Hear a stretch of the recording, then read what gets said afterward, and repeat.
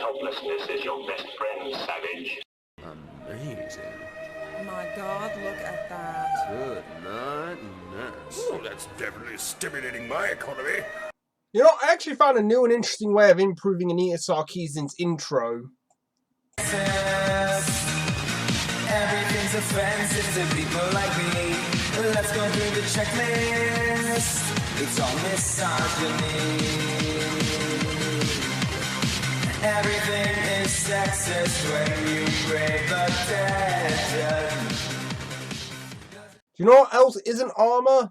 Whatever the fuck He-Man was wearing in his series. In the late 90s, developer Rare wanted to replicate the success of their landmark 1997 shooter GoldenEye, but didn't want to make another James Bond game. Instead, they began work on a science fiction spy thriller called Perfect Dark. For the game's star, they wanted to create a striking new type of special agent who wouldn't just live in James Bond's shadow. So they drew inspiration from figures ranging from Joan of Arc to the X-Files' Dana Scully. Her name was Joanna Dark. From what I remember hearing, that the reason why they chose a new protagonist for this one was because they wanted to reuse the same engine, but didn't want to pay whoever owned the James Bond license a shit ton of money for using James Bond again, so they decided to make a completely different franchise out of the same engine. So when you think about it, all it is about money. A few years earlier, Eidos Interactive's Lara Croft had rapidly become one of the most famous and recognizable game characters of all time, so it was reasonable to think that an action game with a female protagonist could be a smash hit. Do you know there were other female characters before Lara Croft? Alas, Joanna Dark never quite reached the levels of fame occupied by Lara Croft, but Perfect Dark was still a big success. Let's take a look at a commercial for the game. Welcome to 2023. Big businesses now merge with alien nations. An ancient war is being fought under the sea. The president is about to be cloned. And it's your job to try and save the world. So you've got an important decision to make. What are you going to wear to work? From the team who brought you GoldenEye for N64, meet Special Agent Joanna Dark in Perfect Dark, where you'll find out that the only person man enough to handle a job like this is a woman. Oh my god, look at the rambunctious sexism going on here. I just can't look at it anymore. It's melting my eyes. Because it's so powerful with the sexism. Jesus Christ, and some people say that I tend to focus too much on first world problems. Can you imagine an ad exactly like this, only with Marcus Phoenix or Master Chief getting out of bed naked, taking a sexy slow motion shower, putting on his sexy underwear, and the narrator saying that he has an important decision to make. What is he going to wear to work? Welcome to 2016. There's a war out there. Somewhere. You're not sure where exactly. Anyway, the important thing is you're Special Agent Jake Grimshadow. It's your job to save the world. The only question is, what are you going to wear? Wait, what? What? A commercial like that would never happen, nor should it. It's 11:30. It's 11:30. It's 11:30. Diet Coke break. Diet Coke break. Diet Coke break.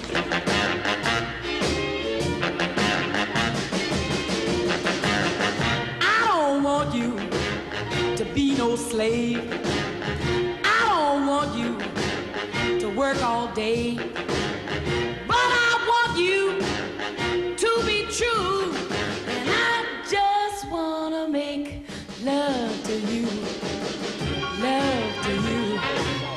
Ooh. Oh, that was great. See you tomorrow, 11:30. Love to you.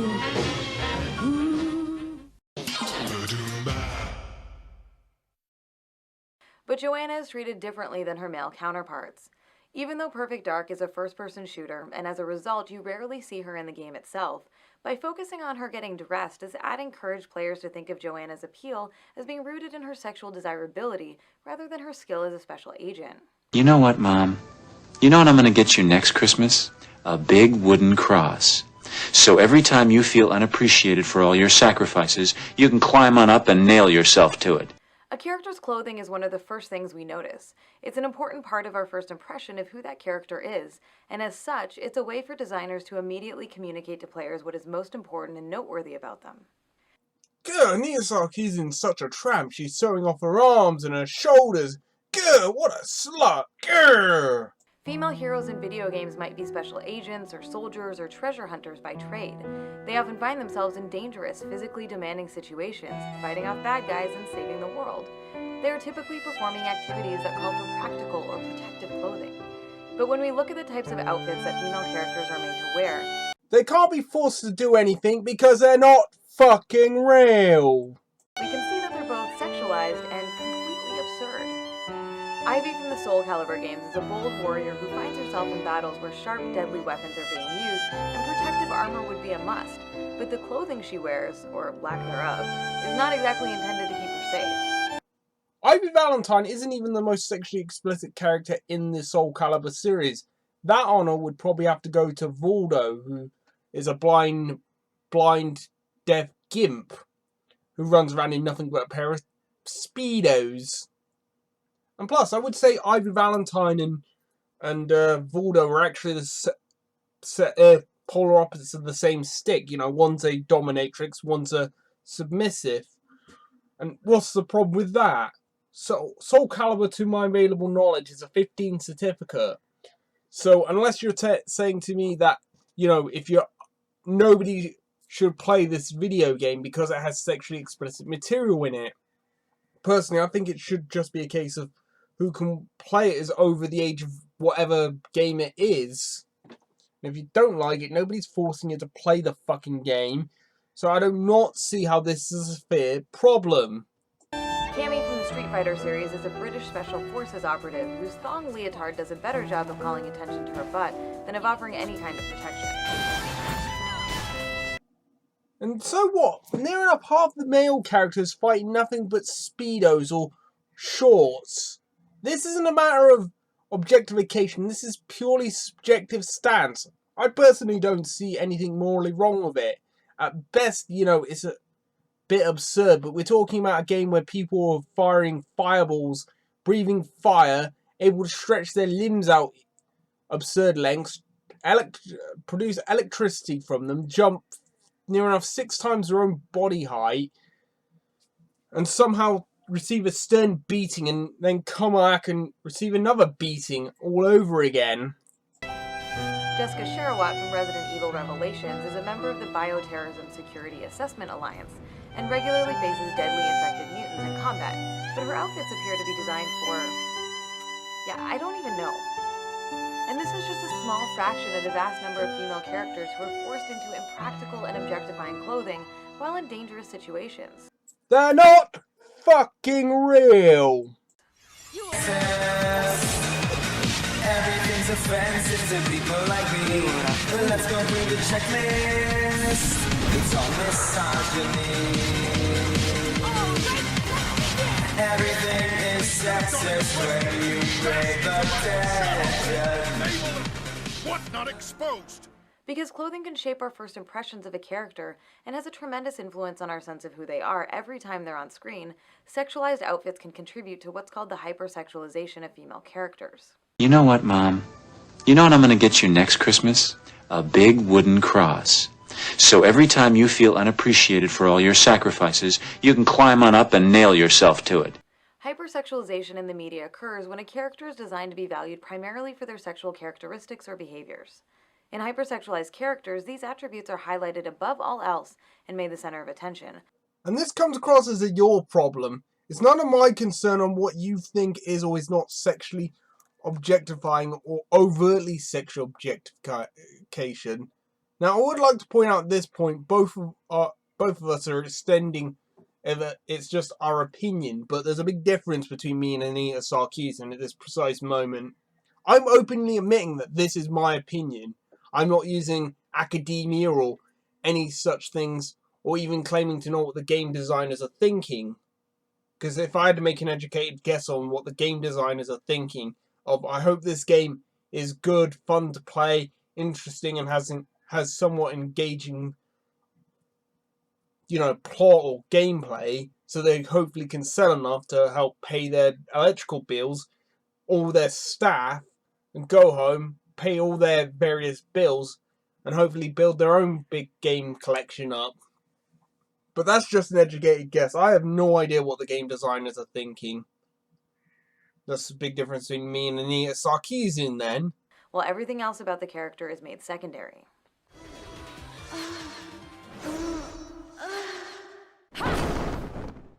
Games and other media often work to frame this sexualization as a positive thing for women. They blur the distinction between female sexualization and female power. Personally, I think female empowerment is a load of horse shit. If you need art and entertainment to make you feel powerful, then it's a false level of power. Personally, I think it's just a case of self-powerment and doing what you like and liking what you do.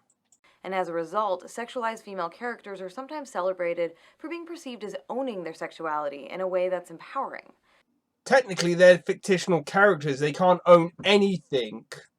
But it isn't actually empowering, because the sexuality these characters exude is manufactured for and presented as existing for the presumed straight male player.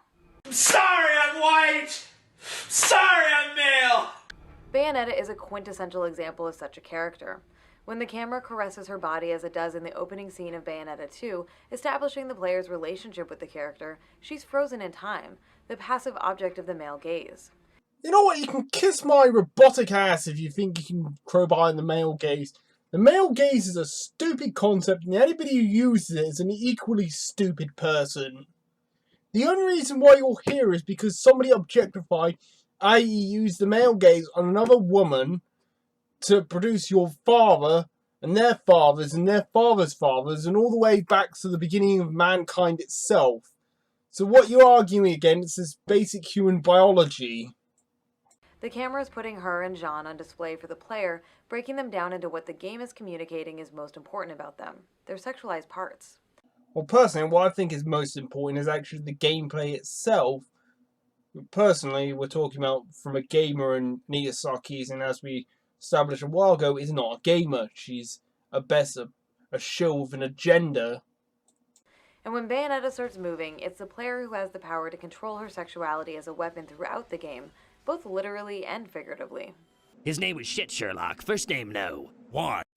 She has an assortment of special moves called torture attacks, which involve devices meant to suggest BDSM and look like something you might expect to see in an exaggerated stereotype of a sex dungeon. Here's a good idea. Have a point. It makes it so much more interesting for the listener. But these sexualized moves have nothing to do with sex. They just obliterate her enemies. And a number of her attacks literally leave her naked, because you see she's attacking the enemies with her hair, and her hair is also her clothing, so when she's using her hair to attack her enemies, it can't be covering her body, and... Here's a good idea. Have a point. It makes it so much more interesting for the listener. In these ways, the game deliberately links Bayonetta's sexuality to power, selling a version of sexual objectification that we're all supposed to feel good about and find empowering.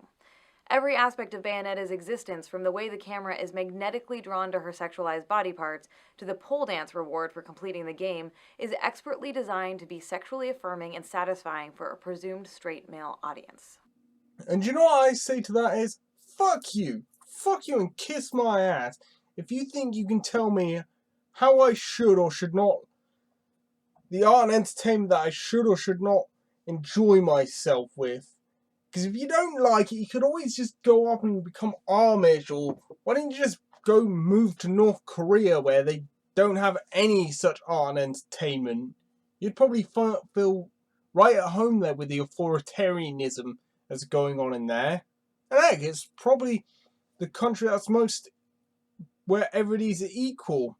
They're equally miserable, hungry and starving, but, you know, you say be careful what you ask for, because you just might get it one day. If it seems like I'm frequently repeating the fact that the player is presumed to be a straight male, that's because it's vital to remember. This presumption influences and shapes so many creative decisions that are made in the development of many games. Let's see, target market mostly male, 18 to 24 years old. Interests, senseless violence, high-tech weaponry, pain, humiliation. Hey, maybe this'll do the trick. Here's a good idea. Have a point. It makes it so much more interesting for the listener. Of course, characters like Bayonetta are a fictional fantasy, but in reality, we exist in a culture where women are often valued primarily for their sexual desirability to men. So while characters like these are incredibly powerful in the physical sense, able to slay entire armies and bring down gods, there's nothing empowering about the fact that they are sexually objectified. You know what, Mom? You know what I'm going to get you next Christmas? A big wooden cross. So every time you feel unappreciated for all your sacrifices, you can climb on up and nail yourself to it. In fact, this connection between objectification and empowerment is extremely damaging. It's harmful to women because rather than asserting that women have intrinsic value as people, it communicates that the kind of power available to women comes from men finding them desirable. And it's damaging to men because it suggests that women who are liberated and empowered are also women whose sexuality is always available to men. When we conflate the sexualization of women with power for women, we internalize this harmful myth and begin to think sexualization is the only way to achieve gender equality.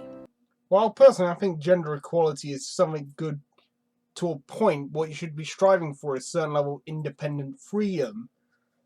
Personally, you don't want freedom, you want authoritarianism because you're an unlikable bellend. But the truth is that sexualization doesn't actually bring us any closer to equality. In her book Enlightened Sexism, Susan J. Douglas sums up the issue. Under the guise of escapism and pleasure, we are getting images of imagined power that mask and even erase how much still remains to be done for girls and women. Images that make sexism seem fine, even fun, and insist that feminism is now utterly pointless, even bad for you. True power here has nothing to do with economic independence or professional achievement. It has to do with getting men to lust after you and other women to envy you. Some gaming fans have come up with all sorts of ridiculous defenses for the sexualized costumes female characters are often made to wear. You know what, Mom? You know what I'm going to get you next Christmas? A big wooden cross.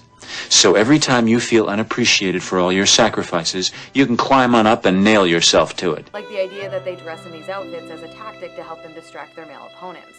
It's not unheard of for developers to sometimes rely on this harmful logic too.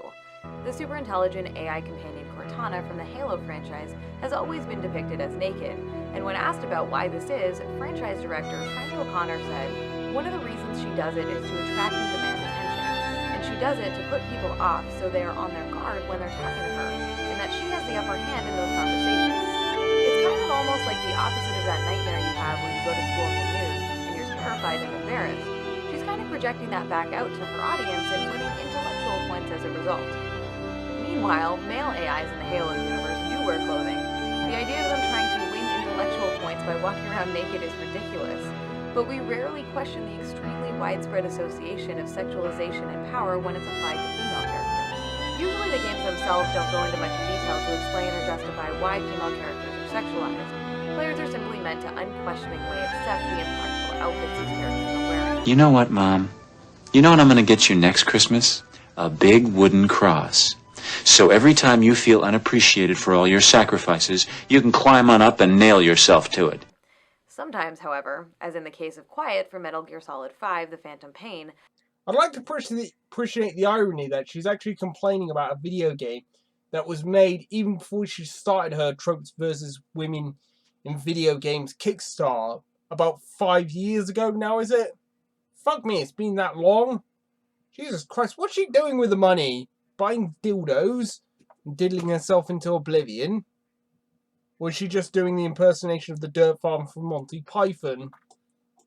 developers build convoluted and absurd tales about a character's past into the game in an attempt to justify their blatant sexualization.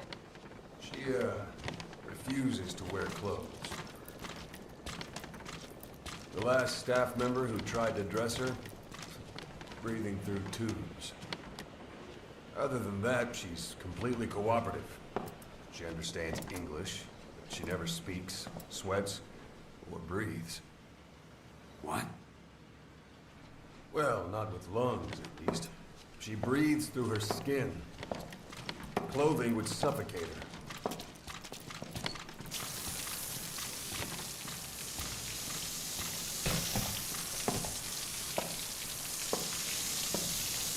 Showers are okay, but she can't be submerged.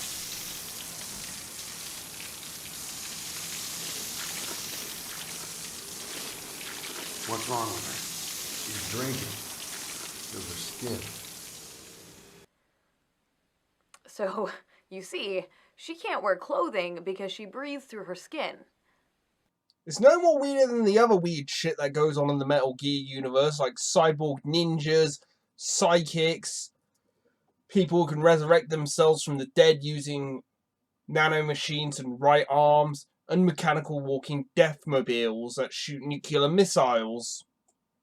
So, that's the thing with the Metal Gear universe, is essentially it's this weird blend of profoundly silly and profoundly serious, combining this weird, somewhat believable world that I could almost believe that could happen. It's like, I don't know, I remember hearing somebody saying it was a bit like G.I. Joe, but a little bit more grounded in reality. But anyway, moving on. These ludicrous narrative justifications don't make it okay. Regardless of whatever absurd explanation a game might provide, it should go without saying that the only real functionality of outfits like this is to titillate the presumed young straight male player base. And your problem with that being is what? That, essentially there are certain genres of games that, you can get minor sexual gratification out of it. I personally don't see the problem with that because you know why? There's a thing called the ERSP, or PEGI if you live in the UK, or PEGI and the ERSP, who put on adult ratings based on certain things like sexual explicit material, bad language, horror, racism. What are the other things they do on it? Let me just check. Where's the ERSP? Yeah, here it is. Violence, bad language, fear, sex, drugs, discrimination, online, and gambling. I know that because I just looked it up in my manual for Demon Souls. So what's your problem? This is yet to be a legit problem. All she's just saying is some games have sexually explicit material in it. Guess what? There are plenty of games that don't have sexually explicit material in it. Like the Lego series, Epic Mini 2. Mirror's Edge is very low on the sexually explicit material. Ico, Shadow of the Colossus, the Call of Duty series doesn't have any explicit sexual material in it. The Silent Hill series, Resistance, and a few other games that I'm just going through my game collection right now. Ni no Kuni, the Tom Clancy series, so on and so forth. I could just sit here listing every single game that I could that doesn't have sexually explicit material in it. This isn't a problem. It's only her problem. And I don't have any reason to share any of her problems whatsoever fucking ever. Anyway, oh, fuck me, I've been talking for a whole 2 minutes about this. So anyway, moving on. Out of all the arguments that are tossed out to defend the impractical and objectifying clothing that women are made to wear in games, there's one in particular that I hear the most often, and that's perhaps the most pernicious. That argument is, maybe that's what she wants to wear. They're not fucking real! And furthermore, there are women who do wish to choose to wear costumes like this. You do not get to say what other people can or can't fucking do.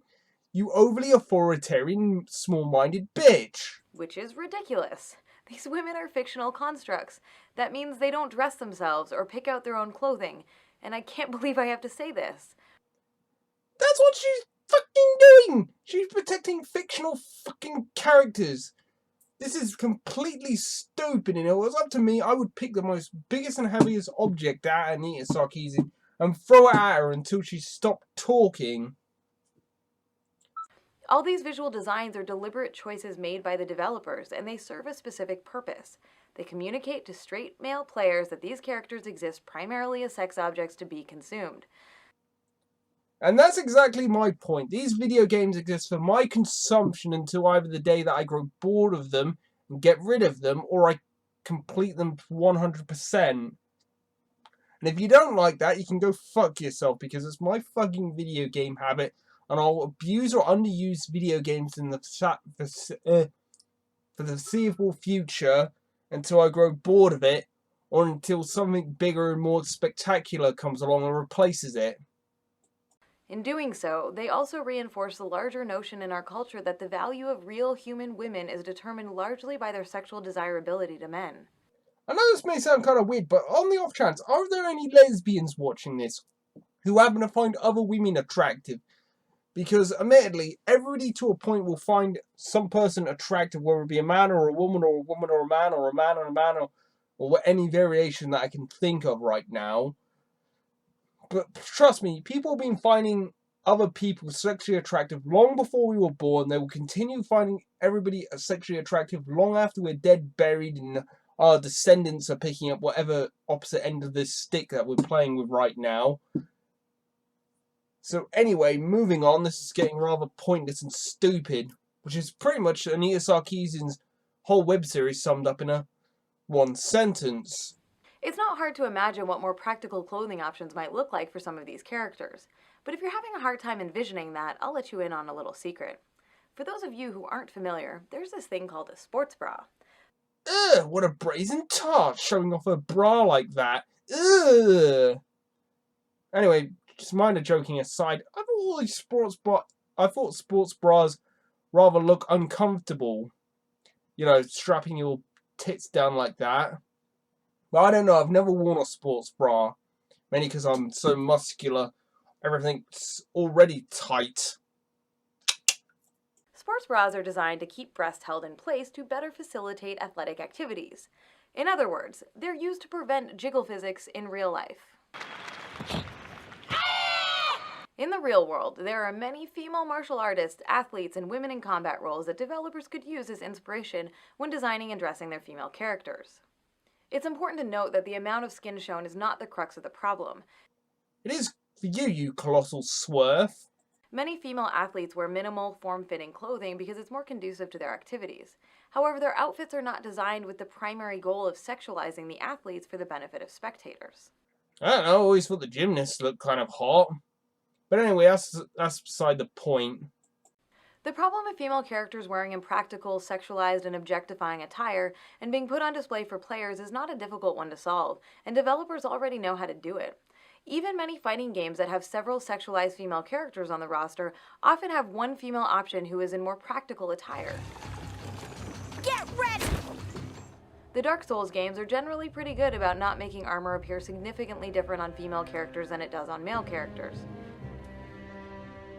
Natural Selection 2 and XCOM also have examples of women in practical armor. And Assassin's Creed Syndicate put female gang members in outfits very similar to those worn by male gang members.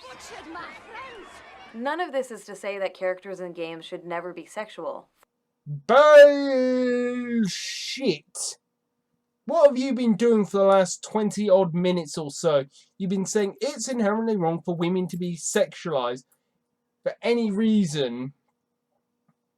And furthermore, even if it was inherently wrong, which it fucking isn't, because if a game had sexually explicit material, it would have an 18 or a 15 certificate, meaning that, you know, small, impressionable minds wouldn't be able to get hold of it.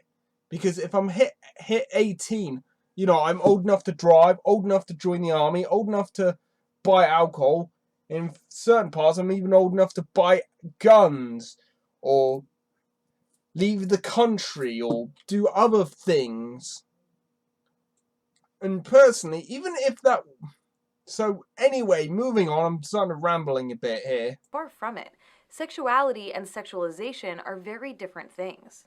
The sexualization of female characters is about designing them, dressing them, or framing them in ways that are specifically intended to be sexually appealing to presumed male viewers or players. You know what, Mom? You know what I'm gonna get you next Christmas? A big wooden cross. So every time you feel unappreciated for all your sacrifices, you can climb on up and nail yourself to it. Women's sexuality, on the other hand, exists for themselves and for those that they care to consensually share it with. And sexuality can be expressed or experienced in any kind of attire. Come here, lover boy. Unfortunately, examples in games of female characters expressing sexual desire in ways that aren't sexualized are exceedingly rare. These next few examples aren't great depictions of what we're talking about. They're just some of the only examples that exist at all, which serve to illustrate how rare it is for female sexuality in games to be presented in ways that are humanizing rather than sexualizing. You're not asking for the next one possible. You're asking for characters show love and affection to each other, but not be overtly sexual. It's a bit like asking for people to show love and affection to each other, but not actually kiss each other. The Last of Us Left Behind features female characters who express romantic feelings for each other, rather than exuding a sexualized energy that is directed outward at the player. That's because they're both, 15? So technically if they exude it outwards, they would be guilty of pedophilia. Which, considering Anita Sarkeesian's crowd of people that she hangs out with, wouldn't be too far off for it. Because, I think 2 of her moderators are outward open pedophiles, if I recall. Sarah Butts, and there was another one that I can't remember her name, or his name.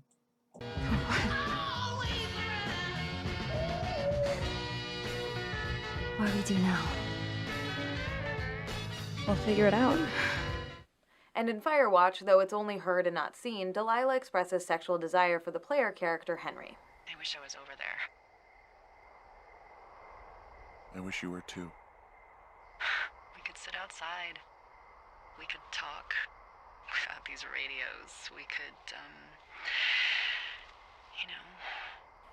Wow, the only 2 things that make Anita Sarkeesian happy: underage lesbians and 2 characters that show affection for each other but don't even exist even in the same place. Now, Anita Sarkeesian is profoundly picky with her video games. Say what you like about me, but at least face it, I know what I like and I like what I know, which is a shit ton, because I think right now I've played 455 video games according to my PSN profile. These moments aren't presented as titillating morsels of sexuality for players. Rather, they function as expressions of the character's sexuality that deepen our investment in the characters and their relationships to each other. To clarify, the act of sex isn't the problem, but rather how it's presented. I'd love to see great representations of healthy, consensual sex. I don't know why she's showing Right to Hell Retribution, because that game is shit. Sex in games. But sadly, when consensual sex does occur, it's often presented either as a transaction or as a reward for player accomplishment. Whether that accomplishment is completing quests or just choosing all the right dialogue options to get the sex cutscene to play. A quick show of hands, of everybody who's watching this video, how many here think that Anita Sarkeesian has ever had sex in her entire life? Because the 2 ways that she described having sex is probably the 2 biggest way people actually have sex. So she might as well say that she doesn't want anybody to have sex whatsoever for the rest of their natural life.